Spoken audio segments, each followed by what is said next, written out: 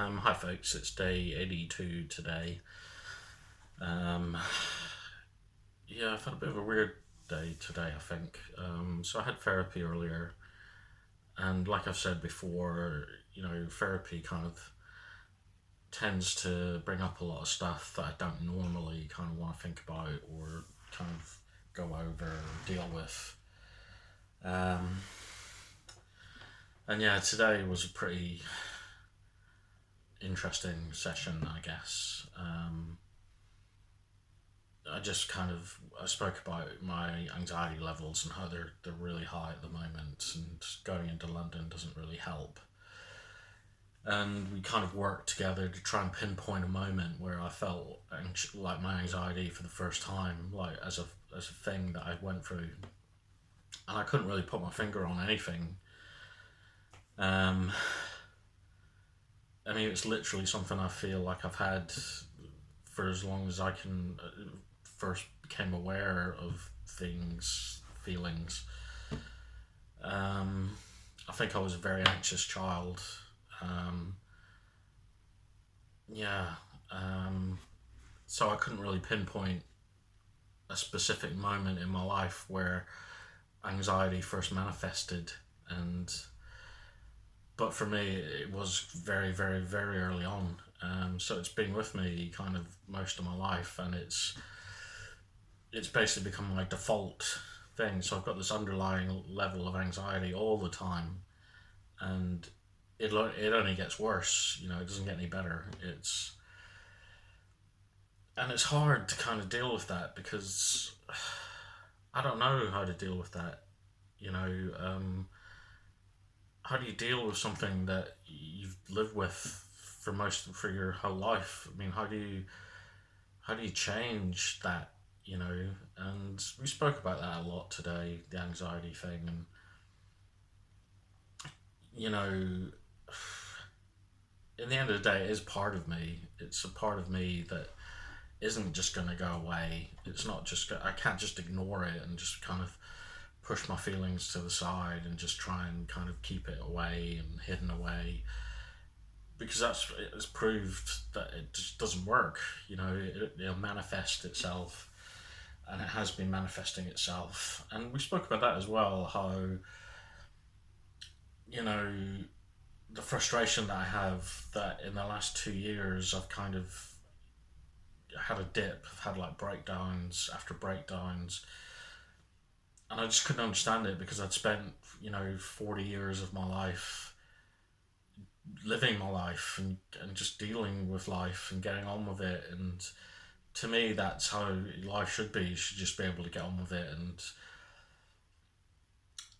And we spoke about that and how I feel like I should just be able to get on with it, and my problems don't really mean a lot in the long term, in like the grand scheme of things. And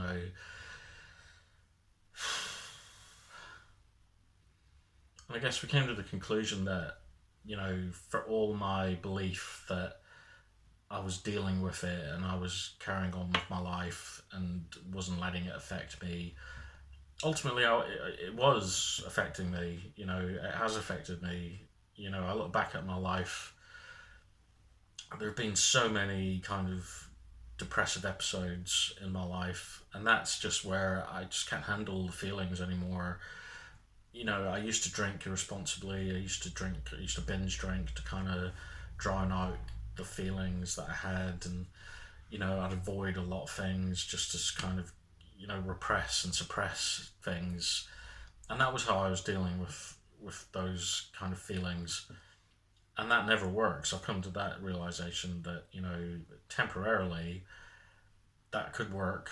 You could kind of carry on living for a bit, but ultimately it's just building up and building up, and it's cumulative, and over the course of time it just gets too much, and that's what happened to me. So when I had my first major depressive breakdown and I was contemplating suicide, planning to kill myself, it reached the level where I just couldn't carry on. I couldn't deal with it anymore. And you know I'm looking at it from the perspective that, oh, I must be weak now because I can't handle these feelings. They're kind of destroying me in my life. Whereas my therapist was trying to come at the angle of, I haven't been weak, I've been very strong to kind of keep on top of it for as long as I did. And now that it's kind of reached a peak and I've hit rock bottom, I don't have the option of pretending those feelings aren't there anymore, or kind of using maladaptive coping mechanisms like alcohol and avoidance and disassociation. I've spoken about these before, like these maladaptive schemas that we have. So, in some respects, it's almost like I've shone a spotlight on things that I've never wanted to look at previously, and I've kind of happily just pushed to the side and suppressed and ignored until the point where I just couldn't anymore and I fell apart. So it is hard because it's a lifetime's worth of negative conditioning and self-hatred and self-criticalness, and now I don't have the option of hiding from it. It's kind of there looking at me, and I don't have the option to kind of push it aside anymore. And that's why I've been feeling so bad over the last couple of years, because I've finally kind of decided to face these demons and take them on, and obviously they're not going to go without a fight. And I know this sounds stupid, like I'm dramatizing it in some way, but it does feel like I'm in a war, and sometimes it feels like I'm losing that war, and sometimes I probably am losing it. But the main thing is to carry on fighting, I guess, even when you don't feel like you're getting anywhere, even when you don't feel like anything's working. I keep talking about this. It's all progress. We just have to be consciously aware of it, because I tend to kind of just shrug things off a lot, and people like talk about things that I've achieved through my life, and you know I just shrug that stuff off because I don't. It makes me uncomfortable to feel like I could be a capable, you know, well-adjusted, happy person. I don't believe it. I don't see it in myself. And yeah, so it was quite an interesting therapy session. We talked a lot about, getting to the root of my anxiety, and it goes back to my childhood. And yeah, it has become ingrained in me and a part of me. And my therapist, he kind of wants me to acknowledge it instead of ignoring it, because ignoring it isn't working for me anymore. Um, so he wants me to kind of make peace with it and acknowledge it and accept it, that it is part of me. It's not helping me, but it is part of me, and I don't need it anymore. So once I've accepted it, I can kind of move past it. And I'm not there yet. I don't think I'm there yet, and I don't know when I will get there. But I think I will eventually. Um, so yeah, we spoke a lot about that. Kind of, I don't know. I picked a very specific point in my life that felt very relevant to me when we were having this discussion. So when I was 18, I went to university in London, and I remember thinking to myself when I got there that, this was a new chapter of my life. This is my chance to become somebody else, a better version of myself. Because no one knew me, it was like a fresh slate, clean slate. And I remember consciously making the effort of kind of shutting the door on all the crap, that had been going on in my life up until then, and refusing to kind of acknowledge it or deal with it, because I was starting this new life and I wanted to be a different person. And that was a very a life changing moment for me. It was like defining moment almost. And it worked to some degree. My uni days were really good. It was a good time for me. I developed a lot as a person. But ultimately, my therapist pointed this out to me. It's like, you can't just change yourself overnight. You can't just turn a switch and you're different and everything that's gone before is wiped out. That doesn't work.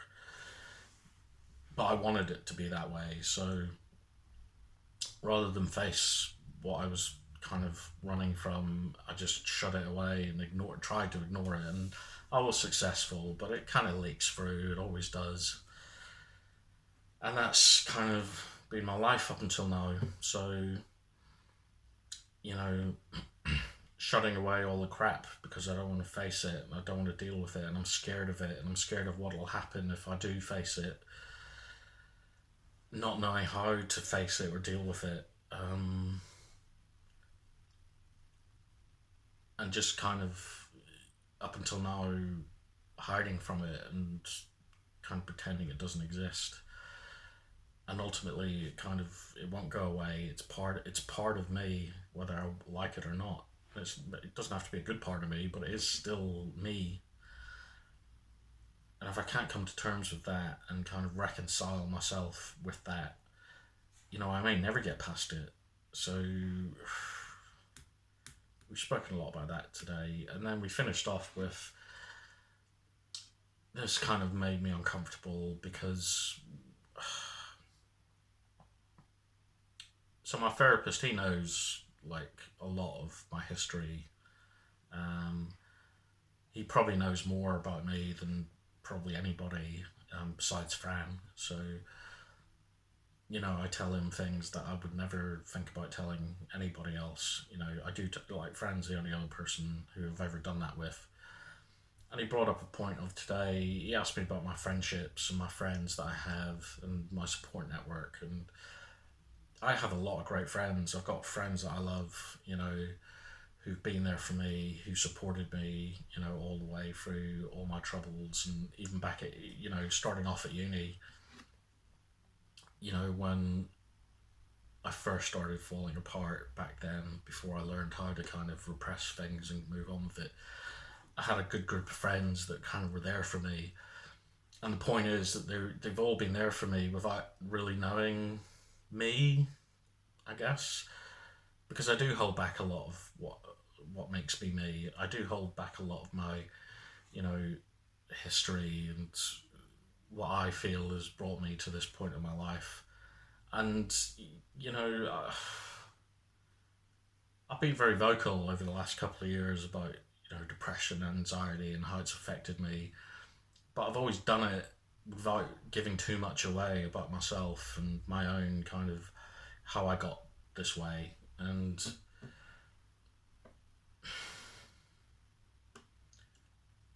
thinking about it, most of my closest friends don't really, I've never spoken to them about it. As vocal as I have been doing these videos, this is still a sanitized version of me. It's kind of like I've skirted around a lot of things. I've never come right out and said anything that, like, problems that I've had, things that I feel have triggered me in this way. And yeah, so I have a lot of friends who I consider really, really close friends. Like, I'd do anything for them. I know they'd do anything for me. And yet they don't know the real me. They don't know me. The me that I used to be when I was growing up, and the me that, had all these problems. And yet they still kind of, they're there and they want to support me. And my therapist kind of suggested that maybe I should kind of talk to them more and kind of let them know what's going on. And that terrifies me. It terrifies me. It terrified me to talk to Fran about it. It terrified me when I was in hospital during group therapy. I broke down and a lot of stuff came out that I never thought I'd ever talk about. And yeah, it terrifies me because I don't want people to view me in a different way, And that's doing them a disservice, I think, my friends, because they're still here, they're still supporting me, they're still there for me in more ways than I can count. And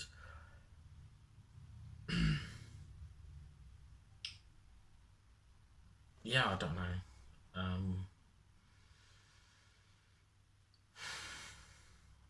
I mean, my therapist kind of suggested that maybe it would help if, I let certain things go, let things out, start letting things out and realizing that they're not as bad as I think they are. They're not going to destroy me. They're not going to, like, turn my life into shit if I just kind of, yeah, just let it go. Let things go a little bit more. So I don't know, that's something I've spent a lifetime repressing things and not talking about things, and that's what's got me to where I am now, not communicating, not talking about my needs,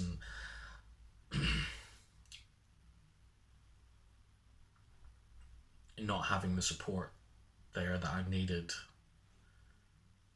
And it's hard to think about that, and it's hard to talk about that, you know. So that's where we're at today. It's given me a lot to think about, you know.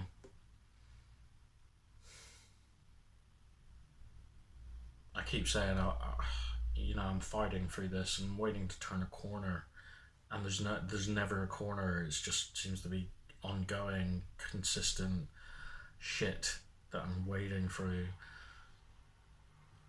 And my therapist said, stop viewing it as looking for a corner, but just imagine that you're on a curve, and that curve is leading the right way, but there's not going to be a definitive moment where I'm like, wow, life's fucking amazing, I love this.